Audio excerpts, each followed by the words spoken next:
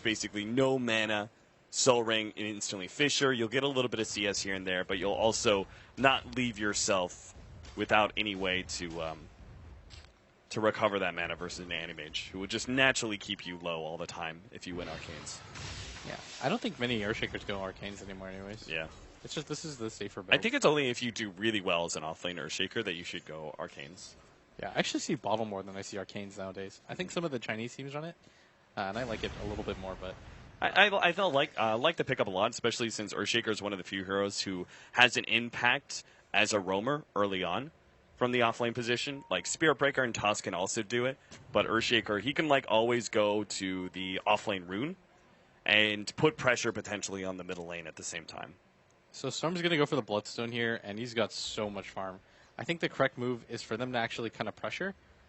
It's about to hit nighttime. If you just head up to this top lane, you've got a mech completed on your Shadow Fiend, and you want to force the AM to go to the jungle at this point in the game, because it's really inefficient for him to farm the jungles, and he's not going to go to the off lane in case of the pressure. So EG is responding by sending bottom. Aloha Dance is dead. They blow him up nice and quick. Sumail just makes that TP. They get a track kill. And actually bring Sumail pretty close to the Yule Scepter. Yeah, he really likes this build. And if you pay attention to Empire's heroes, it's really going to be hard for them to lock him down when he's got that Yule Scepter, because it almost refreshes the blink cooldown timing, but Empire's going to get this tier 1 for free. There's almost no chance that EG want to defend this. That glyph is just to use the glyph. And this is pretty important. Like, versus a Bounty Hunter, you need to try and stay grouped up, not only because Bounty Hunter is not a terribly strong teamfight hero early on, but also because you just naturally are going to be looking for pickoffs when you have that track available. So I like the fact that they grouped up in the top lane. Obviously, Aloha Dance got picked, but it's still just a support for now. They just can't let that happen too many more times. Yeah. Right now, EG, they're farming at the enemy jungle. This is the trade-off, is that you give up your tier 1 but get to farm the jungle. But something that's really scary right now is Empire's hitting the sick timing where they've got the levels that they need on the heroes that they need. And Resolution has a mech. He's also got an Ogre Club, and they pop the dust. Nice. There's Silence actually going to go for PPD. They turn on Universe instead. A higher priority kill, to be sure, and it seemed like the easier one anyway. So the tier 1 tower, it's just Evil Geniuses are not able to fight them at all. They are just going to have to give up tower after tower in exchange for more farming time. Yeah, there's almost no chance that AUI is going to get a reliable black hole. Are they going to be able to defend this tower? Looks like it. Resolution comes forward pretty confident that he'll be able to clear through these. Gets the deny as well. That was a pretty big, like, no hero died there, but that was a pretty big, like, net worth swing for not a single hero going down. They take the middle tower, they deny the bottom one, and they even, like, clean up a bunch of creeps and Eidolons. Yeah, right now Empire moving really well as a team. They're not really giving up anything that they have to, and their team is getting really farmed. Yoki's almost got his Blink Dagger.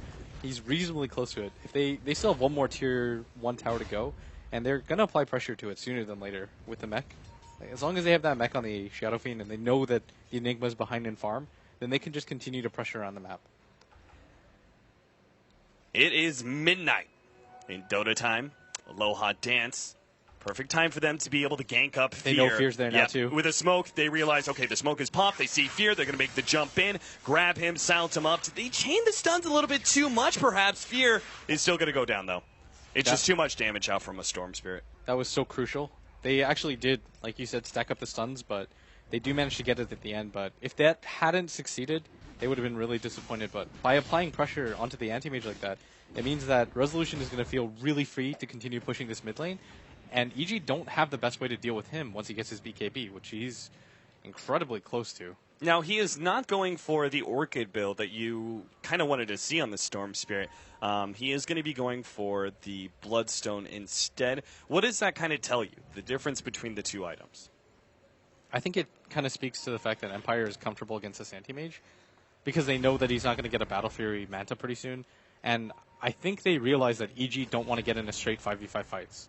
You don't want to bring the anti-mage this early on into the game, into the mix, because you just need him to split farm, split push. But, I mean, we talked about it. If anti-mage farms in a vacuum, you expect to see 13-minute treads. Yeah, 13-minute, like I would say the old timing that I still remember from Dota 1 is average timing is 13-minute Battle Fury, no treads. With treads, it's 15 minutes. You can get it faster than that, but that's kind of like the average pro timing. Yeah, so it's important that they were able to get that. And PPD has his Winter's Curse. They're hoping that Aloha Dance isn't the first target, and Silent, he's got to just run away. Well, that's perfectly fine, I think, for Empire. They're like, once so again, happy. they sacrificed Aloha Dance. That would have been a huge play if they'd gotten Silent. But so Silent close. now will be able to complete his Bloodstone because he didn't get picked off. Yeah, that's exactly what I was going to say. Because if he had gotten killed there, what is that? Another 2 minutes tacked onto that Bloodstone timing? And obviously, the earlier you get that Bloodstone, you could start snowballing that. Now he feels very confident just aggressively cutting the creep wave in middle as Resolution also took that Tier 1 tower in the bottom lane. That tower actually gave them 2 significant items. Completes the Bloodstone and completes the BKB. If you're playing as pretty much any mobile hero that struggles to stay alive, if you're wondering how Silent's able to just roll into the middle of that creep wave and do what he just did, is all you have to pay attention to is where the Winter Wyvern is. Because if you're taking a look at AG's lineup, the only thing that's going to disable you for any amount of time that'll actually get you killed is the Winter's Curse. Yeah. There's no instant stuns or anything like that. Which is exactly why PPD is trying to go through the trees here in order to get that surprise initiation, and they got him. Silent will end up going down here. He did complete his Bloodstone. He already bought the recipe a while ago. It just didn't get out to him. So that's actually kind of perfect timing, right? You complete the Bloodstone, but you didn't have it in your inventory to lose those charges. Yeah, it was really well played by EG, setting up for that. He thought that he had vision of where PPD was, but PPD, it's a surprise attack. You never see the Arctic Burn coming in. Fear, we were a little bit concerned about his farm, but that's really cool. AUI was tanking it using the Cold Embrace. And that just gave Fear free area just to be able to get to those right clicks. And now they kind of separate the damage between multiple heroes because they also have the mech. So they actually completely cleared through that Ancient stack. They did it as a team, but it was still Fear who got most of the bounty, even if he had to split the experience. Yeah. Oftentimes you'll see the Anti-Mage go for the Vlads just so he can do the Ancient stacks and the jungles more reliably by himself. But against a Storm and a Night Stalker, I think it's just necessary to get the Manta as fast as you possibly can. He saw Always Want to Fly. And do they actually know that there's wards here? Doesn't look like it. Bottom lane, Resolution, threatened a little bit. He does have the BKB and 10 Magic Stick charges, so I'm sure he's going to be fine. Yeah, he was kind of hoping that maybe the Queen of Pain could force him to get his BKB, but Resolution felt pretty confident. His team was nearby him, too. But now there's a double damage. The bottom rune, they're going to save that for Resolution. So he actually almost gets backed up to full HP. Oh, this is another smoke by EG, and they really want to look for 1 or 2 pickoffs because they know that Empire is playing a little bit too aggressively, and they're split pushing a lot because they're really confident that their cores are unkillable. Silent requires the Winter's Curse, but he's not going to see this coming, and Universe actually knows that he's there, but he has to run he's already away. killed the camp, so he just will naturally start retreating unless he goes to the side huge. shop. PPD trying to get in range of that one. They're not going to get it. There's no way. There was no surprise factor there anymore once he got himself into the lane. Yeah. So they don't even go for it. They also had the opportunity to go for Yoki in the middle lane. He was farming up his Zero Shaker, but the problem is he has his Blink Dagger. So they don't really care about his farm progression too much. So smoke on him is kind of like a smoke kill on Aloha Dance at that point. It's just not really worth it. It was so huge that they could have, if they could have gone Silent, that might have meant a kill into a tower, and PPD, he's firing spells off, but he knows he's in vision.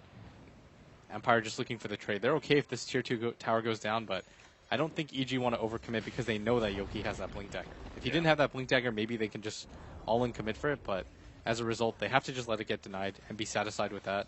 But I like that EG is still not overcommitting. They understand that they've got a lot of different ways to close the distance, and it's not even like they're very far behind. 1k gold when you have a Bounty Hunter on your team and an Anti-Mage who will naturally outfarm everybody is not a deficit. Yeah, time goes on. Eventually, the Anti-Mage will step over the SF's net worth. And then if there's a team fight that goes wrong for Empire, then EG just massively get ahead because of Bounty Gold. So they just time in general is fine for evil geniuses. That you could just sit back, wait patiently for Empire to make a mistake, or maybe play too passive and not objective-based enough, and EG will retake the advantage. But for now, I'm sure they also feel a little bit of pressure as Empire have been playing very well so far. Very few mistakes, I would say, from Empire. Really great coordination, and their strategy has been on point. Yeah, this is a really clean-cut game by both teams. Nobody's really making any overt mistakes, but Empire's going to be the aggressor here. They've got a Blink Dagger up on Resolution. They want to try to look for these fights right now, and he might actually they're be trying too to far. force this one, but it's for the Echo Slam, I think, but they just burst down the Storm Sphere too quickly. They couldn't actually get the Shallow Graves. Jamel actually hit by the Fissure, silenced up as well, but that felt like just a little bit of bad read from Empire. I think they're really trying to bait it out for the Echo Slam, but I think EG also read that and we're just like, we'll just try and pop him really quickly from a distance and immediately back out. And that's exactly what happens. Silent is really overestimating his tankiness. Yeah. He's got 8 armor and 1400 HP, but Sumail's nukes and the Midnight Pulse are enough to take that down so quickly, and he's just not respecting the amount of damage that EG can put out. And I think they're going to go for the Roshan here, because they feel pretty confident now that the Storm has lost enough Bloodstone charges that he probably is going to be a little bit more tentative. So EG being able to pick up this Aegis, if you can get it on either Universe or Fear, you'd be set in a really good position. And it's taking them a while, though. I mean, at this rate, they're actually going to be dropping rather low. It's down to about a third HP. Silent is about to show himself. AUI does have his black hole, though, so if he wants to try and go in, nope, Silent doesn't look like they actually realize. That was weird. It was almost like AUI was on the lip of being able to see him, and might actually just go for the rune and die here. Ooh, boy. Gets a little bit of distance, has to jump away from AUI, who is rapidly closing that gap. Does Fear go for this? He knows that he doesn't have any mana. He's catching up really quickly. Yep, he's silent. He's going to be almost dropping here. The ultimate's going to come out almost enough. Aloha Dance is waiting for his opportunity to silence up Fear. And there goes. Silent will actually be able to get out. Get just enough HP thanks to Strength Treads to be able to survive through that ultimate. Concern right now for Empire is Enigma almost has his BKB. And once he does,